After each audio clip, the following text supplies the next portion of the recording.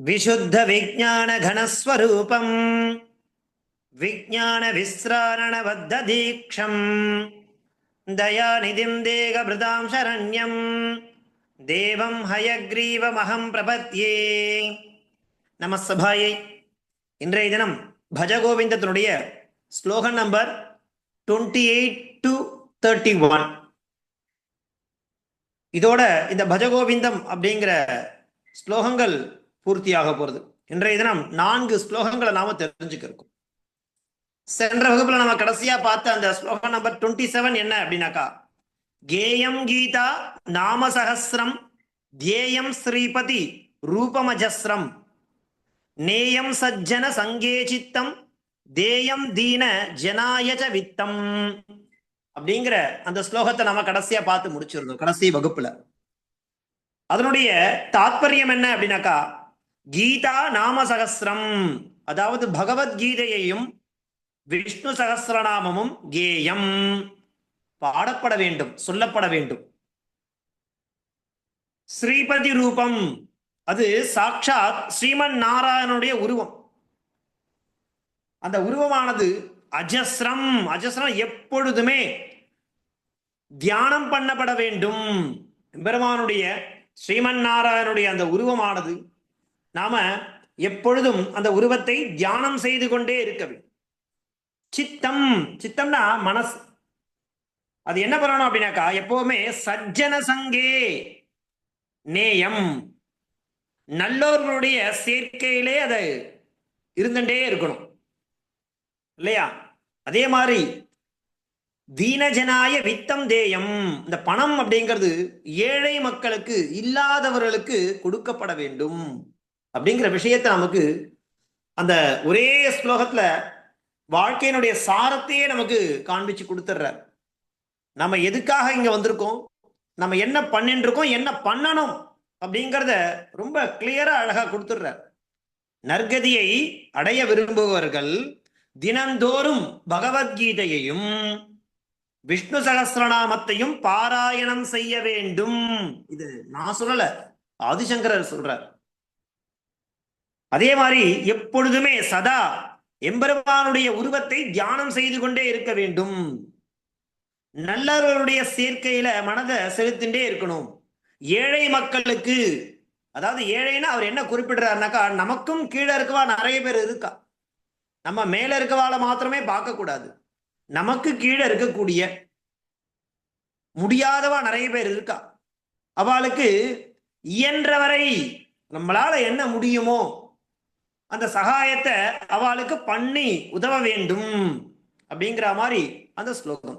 கேயம் கீதா நாம சகஸ்ரம் தியேயம் ஸ்ரீபதி ரூபமஜஸ்ரம் நேயம் சஜ்ஜன சங்கேசித்தம் தேயம் தீன ஜனாயச்ச வித்தம் அப்படிங்கிறதாக அந்த 27வது ஸ்லோகமானது அமைஞ்சிருந்தது. அதை தொடர்ந்து நாம பார்க்க போறது ஸ்லோகம் நம்பர் 28. அந்த 28வது ஸ்லோகம் என்ன, அதனுடைய பதச்சேதம், அதே மாதிரி பிரதிபதார்த்தம் என்ன, அதனுடைய பாவார்த்தம் என்ன அப்படிங்கிறத நாம ஒன்னொன்னா தெரிஞ்சுக்கலாம். முதல்ல நாம பார்க்க போறது ஸ்லோகம் நம்பர் 28. அந்த 28வது ஸ்லோகம் என்ன பாருங்க.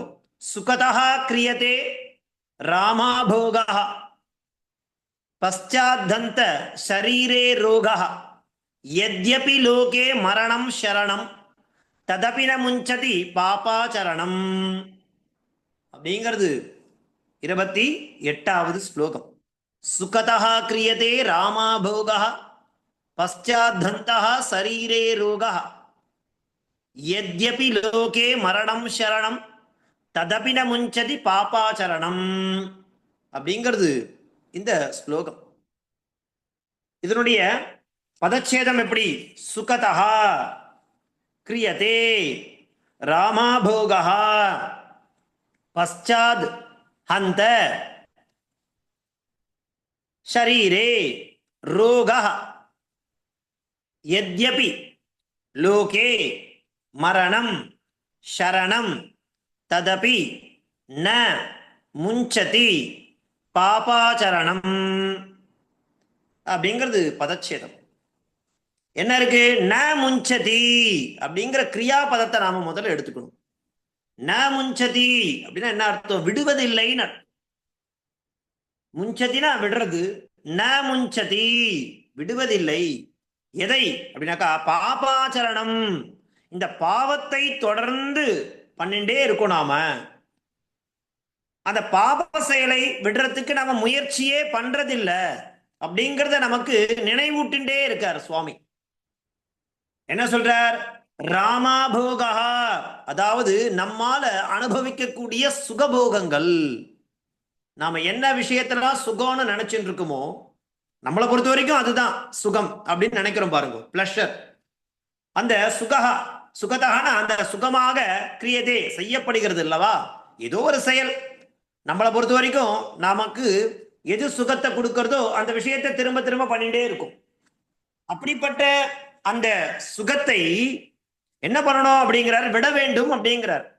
ஃபார் எக்ஸாம்பிள் பாருங்க, நிறைய வகையான உணவுகள் இருக்கு.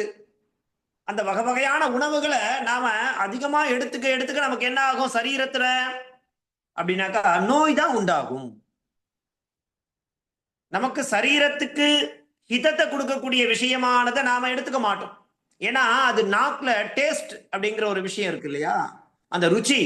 அதைத்தான் அவர் அனுபவம் அப்படிங்கிற அந்த ருச்சிய, அந்த நாக்குக்கு டேஸ்டா இருக்கக்கூடிய விஷயங்களை நம்ம என்ன பண்ணிடுறோம்? சாப்பிட்டுறோம். அதன் பிறகு என்ன ஆகுது? ரோகா, சரீரே ரோகா. நம்மளுடைய சரீரத்துல ரோகம்னா வியாதி, அந்த வியாதிகளானது உட்கார்ந்து இருந்தது இல்லையா? நம்ம என்ன பண்றது இல்ல, சுகத்தை மாத்திரம் அனுபவிக்கிறதுக்காக நம்ம நிறைய விஷயங்களை அனுபவிக்கிறோம் சுகத்தின் பொருட்டு. அந்த விஷயமானது கிரியதே செய்யப்படுகிறது. அதன் பிறகு பశ్చాத், பశ్చాத்னா பிறகு, அந்த ஐயோ சரீரே, சரீரம் இந்த உடல்ல ரோகா நோயானது உண்டாருது.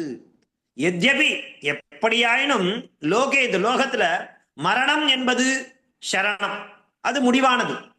அப்படி இருந்தாலும் பாபா சரணம்ங்கிற விஷயம் இருக்கு இல்லையா, பாபத்தை செய்தல் அப்படிங்கிற விஷயத்தை மனுஷ்யா ந முஞ்சதி, விடுவதே இல்லப்பா. உலகில சுகமாக இருக்கிறது அப்படிங்கிறதுக்காக நம்ம என்ன பண்றோம்? ஆர்வத்தோட பல விஷயங்களை பண்றோம். சுகத்தை தரக்கூடிய விஷயங்கள், பல விஷயங்களை நாம பிரவர்த்திக்கிறோம். ஆனா பிறகு என்ன ஆகுது? அவன் நோயால பீடிக்கப்படுறான். மரணம் அப்படிங்கிறது தவிர்க்க முடியாதது அப்படிங்கிற விஷயத்தை தெரிஞ்சும் பாவம் செய்வதை எவனும் விடுவதே இல்லை அப்படிங்கிற. அப்ப எது நித்தியம் எது அனித்தியம் அப்படிங்கிறத நீ உணரு, உணர்ந்துட்டா போரும் அப்படிங்கிறத நமக்கு சூச்சகமா காண்பிச்சு கொடுக்கிறார் இல்லையா? சுகதா கிரியதே ராகா போகா, சுகத்தின் காரணமாக நம்ம நிறைய போகங்களை பண்ணிட்டே இருக்கும். பశ్చాத், பశ్చాத்னா பிறகு, அந்த ஐயோ சரீரே ரோகா கிம் ஜாயதே அப்படின்னாக்கா அந்த போகங்களை அனுபவிச்ச பின்னாடி சரீரத்துல ரோகமானது உண்டாடுறது. எத்யபி இருந்த போதிலும், எது இருந்த போதிலும், மரணம் அப்படிங்கிறது சரணம், எதுல? லோகே இருந்த போதிலும், ததபின முஞ்சதி பாபாச்சரணம், இந்த பாபம் அப்படிங்கிற பாவ செயலை செய்தல் இருந்து யாருமே ந முஞ்சதி. என்ன சொல்றார்? எது பாபம் எது புண்ணியம், என்ன பண்ணணும் என்ன பண்ணக்கூடாது அப்படிங்கிறத நாம உணர்ந்தா போரும். அதுவே பெரிய வசத்தியான தர்மம். அந்த விஷயத்தை நீ பண்ண கத்துக்கோ. என்ன சொல்ற? பாவம் செய்வதை நாம் விடுவதே இல்லையே. நாமனா யாரு? மனுஷா அப்படிங்கிறத சொல்றார். சுகதா கிரியதே ராகா போகா பశ్చాதந்த சரீரே ரோகா யத்யபி லோகே மரணம் சரணம் ததபின முஞ்சதி பாபாசரணம். பாவம் செய்தலிருந்து விடுபடுவதே இல்லை நாம. அதுல இருந்து விடுபடுங்கிறார், வேற ஒண்ணும் இல்லை. பாவம் செய்யறதுல இருந்து விடுபடு. வேற என்ன சுவாமி பண்ணணும்? அதான் போன ஸ்லோகத்தை காண்பிச்சு கொடுத்தார் இல்லையா? இல்லையா? எம்பெருமானுடைய நாமாவை சொல்லு, பகவத்கீதையை பாராயணம் பண்ணு, எம்பெருமானுடைய திருவுரத்தை எப்பொழுதுமே தியானம் பண்ணிட்டே இரு இல்லையா? நல்லருடைய சேர்க்கையிலேயே இருந்துன்று சத்சங்கத்திலே இரு. நம்மால முயன்ற வரைக்கும் பிறருக்கு உதவி பண்ணு. இப்படியான விஷயங்கள்ல இருக்கணுமே தவிர நாம மாத்திரமே எல்லா சுகபோகத்தையும் அனுபவித்தா அது உச்சிதமானது அல்ல அப்படிங்கறத நமக்கு இங்க ஸ்பஷ்டமா இந்த 28வது ஸ்லோகம் மூலமா காண்பிச்சு கொடுத்தார். அதை தொடர்ந்து நான் பார்க்க போறது ஸ்லோகம் நம்பர் 29. என்ன சொல்றாரு பாருங்கோ. இந்த 29வது ஸ்லோகம் இல்லையா, 29வது ஸ்லோகத்துல என்ன காண்பிச்சு கொடுக்கிறார் பாருங்க.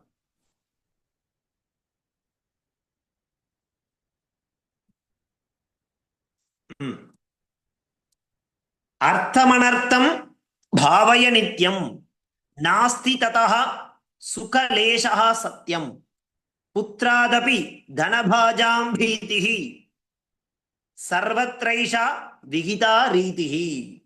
அர்த்தமனர்த்தம் பாவய நித்யம் நாஸ்தி ததஹ சுகலேஷஹ சத்யம் புத்ராதபி தனபாஜாம் பீதிஹி சர்வத்ரைஷா விகிதா ரீதிஹி அப்படிங்கிறது இந்த ஸ்லோகம். இதுல எப்படி பதச்சேதம்? அர்த்தம் அனர்த்தம் பாவய நித்யம் நாஸ்தி ததஹ சுகலேஷஹ சத்யம் புத்ராத் அபி தனபாஜாம் பீதிஹி சர்வத்ர ஏஷா விஹிதா ரீதிஹி இத்தி பதச்சேதः. என்ன அர்த்தம் இந்த ஸ்லோகத்துக்குனாக்கா, பணம் மாத்திரம்தான் சுகம் அப்படிங்கிறத எண்ணாதே. அர்த்தம் அனர்த்தம் இது பாவய.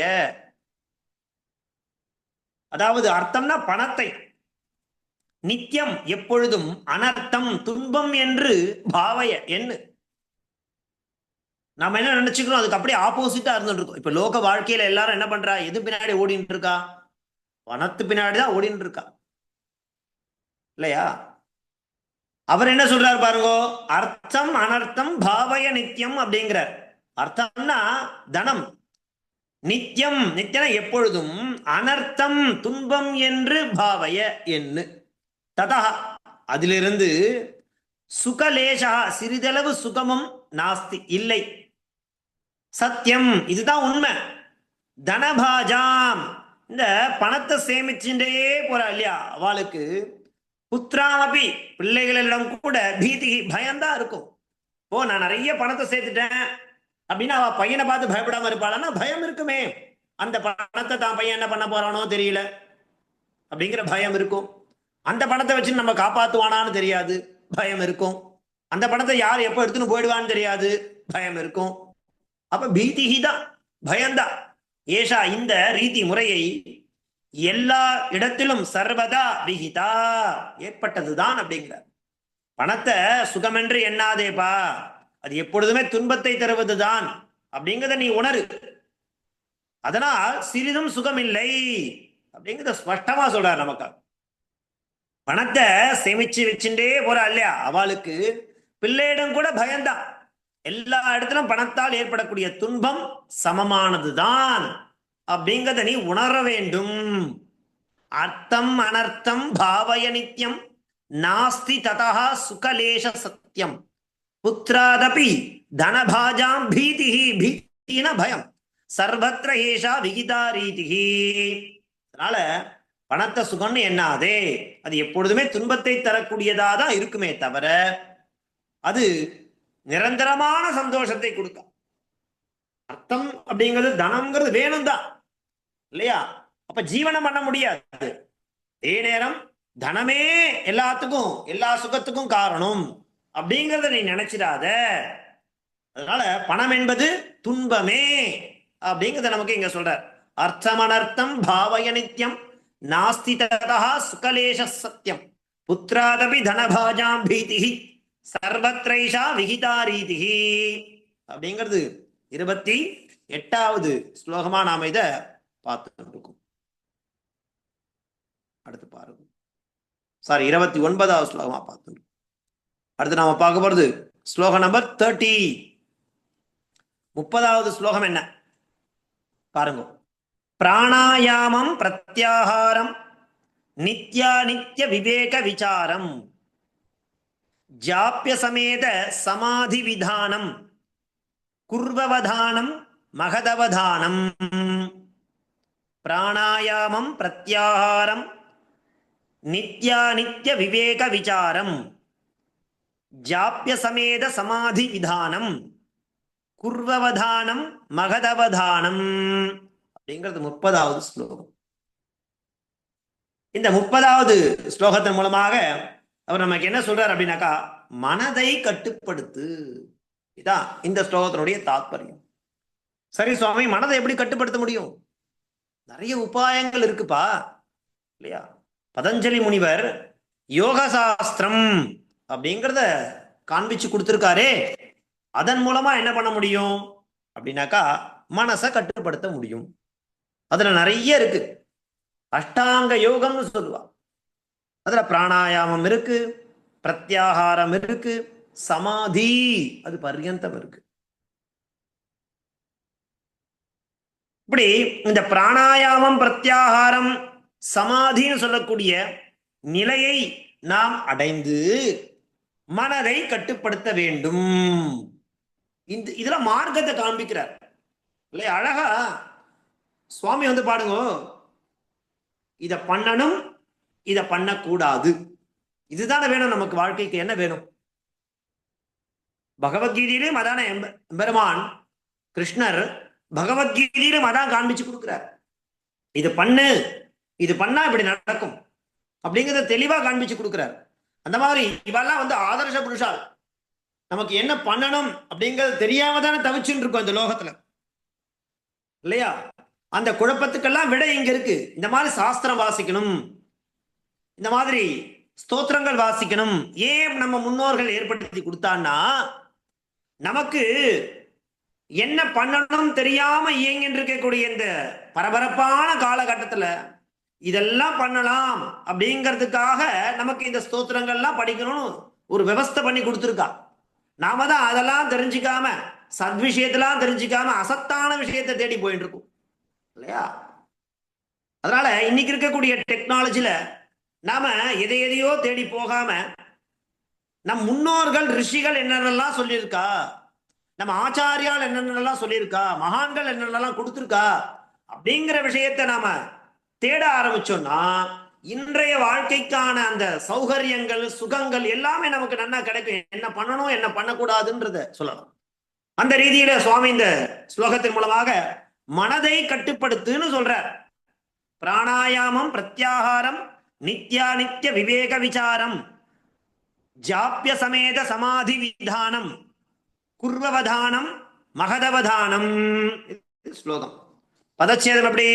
பிராணாயாமம் பிரத்யாகாரம் நித்ய அநித்ய விவேக விசாரம் ஜாப்ய சமேத சமாதி விதானம், இல்லையா? அப்படிங்கிறது அழகா காண்பிச்சு கொடுக்குற. அது மாத்திரம் இல்ல, அதுக்கப்புறம் என்ன இருக்கு? குர்வவதானம், குரு அவதானம் மகது அவதானம். அவதானம்னா ஒரு நிலைப்பாடுன்னு அர்த்தம். ஏகாகிர சித்தா, இல்லையா? ஏகாகிர சித்தானா என்ன அப்படின்னாக்கா, அதுக்கு முறையான வழியில நாம அந்த யோகா அபியாசம் பண்ணாதான் முடியும். அதுல நிறைய சொல்லியிருக்கா. பிராணாயாமம் என்ன? இந்த மூச்சு காற்றை கட்டுப்படுத்துதல் அர்த்தம். பிராணாயாமம் நமக்கு நித்திய சந்தியாவந்தனத்திலே வருது. பிராணாயாமம் மூச்சு காற்றை கட்டுப்படுத்து. பிரத்யாகாரம்னா என்ன அர்த்தம்? புலன்களை அடக்குவது. புலன்கள்ல இந்திரியங்களை கட்டுப்படுத்துது. அதுக்கு பிரத்யாகாரம் அப்படிங்கிற பயிற்சியை நம்ம பண்ணணும். ஏன்னா நித்திய அனித்திய, அதாவது நிலையானது நிலையற்றது அப்படிங்கிற பாகுபாடு, அந்த பாகுபாடு என்ன பண்ண? விவேக விசாரம் கரணீயம், இல்லையா? அந்த பாகுபாடு என்ன அப்படிங்கிறத பத்தி யோசிக்கிறது. விவேக விசாரணா அந்த பாகுபாடு என்ன அப்படிங்கிறத பத்தி, எது நிலையானது எது நிலையற்றது அப்படிங்கிறத இந்த பகுத்து ஆராயக்கூடிய தன்மை இருக்கு இல்லையா, அந்த சிந்தனை இருக்கு இல்லையா, அதுதான் விவேக விசாரம். அது மாத்திரம் இல்ல, ஜாப்ய சமேத சமாதி விதானம், மந்திர ஜபத்துடன் கூடிய சமாதி. சமாதின்றது கடைசி நிலை. திலீபன் ரகுவம்சத்துல சொல்லுவா, திலீபன் தனக்கு புத்திர சந்ததி இல்ல அப்படிங்கிற விஷயத்த தன் குலகுருவான வசிஷ்டர் இடத்துல போய் கேட்கிறான். அப்போ வசிஷ்டர் தன்னுடைய தபோபலத்தால ஒரு க்ஷணம் இல்லையா அந்த சமாதி அப்படிங்கிற நிலையை அடைந்து மொத்த விஷயத்தையும் தெரிஞ்சுண்டு மறுபடியும் திலீபன் இடத்துல சொல்லுவார்.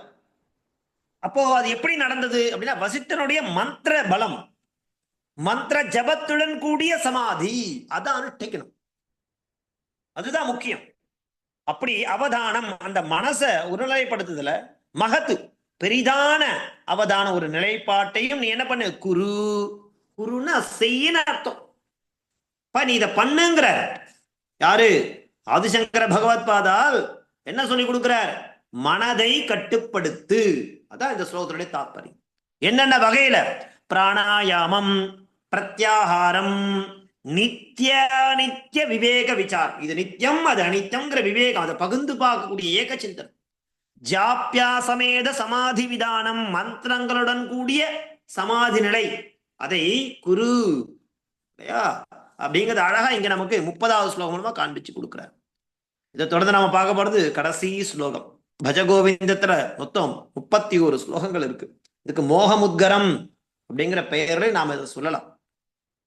அதனுடைய கடைசி ஸ்லோகம் என்ன, அதாவது இதெல்லாம் பண்ணி நம்ம என்ன பண்ணலாம் சுவாமி, நீண்ட நேரம் மூச்சை கட்டுப்படுத்துறேன் இல்லையா, அதே மாதிரி பிரத்யாகாரத்தையும் பண்றேன், சமாதியும் பண்றேன் அப்படின்னு பண்ணி என்ன பண்ணலாம் அப்படின்னாக்கா, இது நித்திய வஸ்து அது அனித்திய வஸ்துங்கிற ஆராய்ச்சியுடன் கூடிய ஜபம் செய்வதும் சமாதி நிலை இருப்பது என்னதுனாக்கா, வருமுன் காக்கும் ஏற்பாடுன்றத உணர்ந்து கொள்.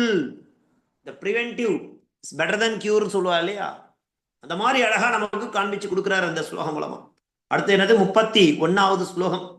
பஜகோவிந்தனுடைய கடைசியில இருந்துட்டு இருக்கும். என்ன பண்ணணும், இதை தாண்டி கடைசியா என்ன சொல்றாருனாக்கா, குருவினுடைய பாதங்களை பற்றிக்கொள் அப்படிங்கிறார். சரணாகதி, குருவின் திருப்படிகளே சரணம் அப்படிங்கிறதுக்காக இந்த கடைசி ஸ்லோகம் சொல்ற. குரு சரணாம்புஜ நிர்பர பக்தா சம்சாராத அச்சிராத் பவ முக்தா சேந்திரியமான ச நியமாதேவ திரக்ஷசி நிஜ ஹிருதயஸ்தம் தேவம் அப்படிங்கிறது கடைசி ஸ்லோகம். இதனுடைய பதச்சேதம் எப்படி, குரு சரணாம்புஜ இல்லையா, நிர்பர பக்தா, சம்சாராத் பவ விமுக்தா, சேந்திரிய மானச நியமாத் ஏவ திரக்ஷசி நிஜ ஹிருதயஸ்தம் தேவம். இது பதச்சேதம். என்ன சொல்றாருனாக்கா, அப்பா நீ உன்னுடைய இந்த புண்ணிய பாவங்களாகிய பாரத்தை எல்லாம் குருவின் இடத்துல அர்ப்பணம் செய்திருப்பா இல்லையா. ஏதாவத் கால பர்யந்தம் இதுக்கெல்லாம் நாம தான் ரெஸ்பான்சிபிலிட்டின்னு இருந்தோம். இந்த க்ஷணம் முதற்கொண்டு எல்லாமே குருவினிடத்துல நான் ஒப்படைக்கிறேன். உன்னுடைய புண்ணிய பாவங்களாகிய பாரத்தை, சுமையை நீ என்ன பண்ணு, குருவினிடத்துல அர்ப்பணம் செய்திரு, பக்தி செய்வாய் அப்படிங்கிற ஒரு விஷயத்தை பண்ணி பக்தி செய்வாய் அப்படின்னாக்கா, உனக்கு இந்த பிறவி அப்படிங்கிற விஷயத்திலிருந்து உனக்கு விடுவிக்கப்படுவாய் அப்படிங்கிற. திரும்ப திரும்ப இந்த புனரபி மரணம் புனரபி ஜனனம் அப்படிங்கிற விஷயம் நடக்காம இருக்கணும்னாக்கா நீ என்ன பண்ணு, குரு அப்படிங்கிற ஒருத்தரை நீ பிடிச்சுக்கோ, அவரிடத்துல எல்லாத்தையும் அர்ப்பணம் பண்ணிடு இல்லையா. அப்படி நீ பக்தி செய்வாய் அப்படின்னாக்கா விரைவிலேயே ரொம்ப குயிக்கா உனக்கு பிறவி அப்படின்றது விஷயமானது நீங்கும். அது மாத்திரமல்ல, புலன்களையும் மனதையும் அதை கட்டுப்படுத்தணும். உனக்குள்ளேயே பகவான் இருக்கார் இல்லையா, அந்தர்யாமியா தங்கியுள்ள பகவானை நீ உன்னால என்ன பண்ண முடியும், தரிசிக்க முடியும். எப்போ அப்படின்னாக்கா, புலன்களை கட்டுப்படுத்தி மனசையும் கட்டுப்படுத்தினாதான் உனக்குள்ளேயே அந்தர்யாமியா தங்கியுள்ள பகவானை உன்னால பார்க்க முடியும் இல்லையா. குருவின் திருவடிகளே சரணம் அப்படிங்கிற விஷயத்தை நீ புரிஞ்சுக்கோ, இந்த ஸ்லோகம் மூலமா சொல்ற இல்லையா. குருவனுடைய அந்த குரு சரணாம்புஜ, குருவனுடைய திருவடி கமல பாதம், அம்புஜன்னா தாமரை, தாமரை போன்ற பொற்பாதத்தை உடைய குரு. அப்பேற்பட்ட குருவினுடைய இல்லையா நிர்பர பக்தா, இந்த பாரத்தை சுமையை வைத்து பக்தி செலுத்து. அப்படி பண்ணா என்ன ஆகும்? அச்சிராத், விரைவில், சம்சாராத்து, இந்த உலக பந்தம் அப்படிங்கிற விஷயத்திலிருந்து, பவமுக்தா, பிறவியற்றவனாகி நீ என்ன பண்ணுவ? இப்படி சேந்திரிய மானச நியமாத்து, புலன்களையும் மனதையும் கட்டுப்படுத்தினதாலே என்ன நடக்கும்? நிஜ ஹிருதயஸ்தம், தன் உள்ளத்தில் உள்ள தேவம், தேவனா யாரு? இறைவனை உன்னால என்ன பண்ண முடியும்? திரக்ஷசி, நீ பார்க்க போகிறாய். இப்படி பாருங்க, அழகா நம்மள முதல் ஸ்லோகத்திலேருந்து கொண்டு வந்து கடைசி ஸ்லோகத்துல அந்தர்ஹிருதயமாக இருக்கக்கூடிய எம்பெருமான நீ பார்க்கணும் அப்படின்னா புலன்களை கட்டுப்படுத்துப்பா. சரி, என்னுடைய பாபங்கள்லாம் தொலைத்து நான் மோட்சத்தை அடையணும், என்ன கதி? குருவினுடைய பாதங்களை பற்றிக்கொள். இத பண்ணாலே உனக்கு எல்லாமே கிடைக்கும் அப்படிங்கிறத குரு சரணாம்புஜ நிர்பர பக்தா சம்சாராத் அச்சிராத் பவ முக்தா சேந்திரிய மானச நியமாதேவ திரக்ஷசி நிஜ ஹிருதயஸ்தம் தேவம். உண்மையான பகவானை ஆத்மார்த்தமாக உன்னால உணர முடியும்னா நீ உன்னுடைய இந்திரியங்களை, புலன்களை கட்டுப்படுத்து, குருவை பற்றிக்கொள். சமாதின்னு சொல்லக்கூடிய அந்த மந்திர ஜபத்துடன் கூடிய பிரத்யாகாரம், பிராணாயாமம் முதலான விஷயங்களை பண்ணு. எது நித்தியம் எது அனித்தியம் அப்படின்னு பகுத்து பார்க்கக்கூடிய தன்மையை நீ வளர்த்துக்கொள் அப்படிங்கிற விஷயத்தை அழகா இந்த பஜகோவிந்தம் மோகமுத்கரம் சொல்லக்கூடிய இந்த கிரந்தத்தின் மூலமாக நமக்கு அழகா காண்பிச்சு கொடுக்கிறார். ஸோ இன்றைய தினத்தோட இந்த பஜகோவிந்தம் அப்படிங்கிற சத்தியான உன்னதமான கிரந்தமானது முடிகிறது.